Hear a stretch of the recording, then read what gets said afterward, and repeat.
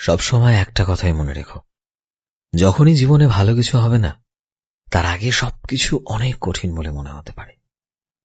যদি তোমার সময় খারাপ থাকে, তবে থেমে যেও না।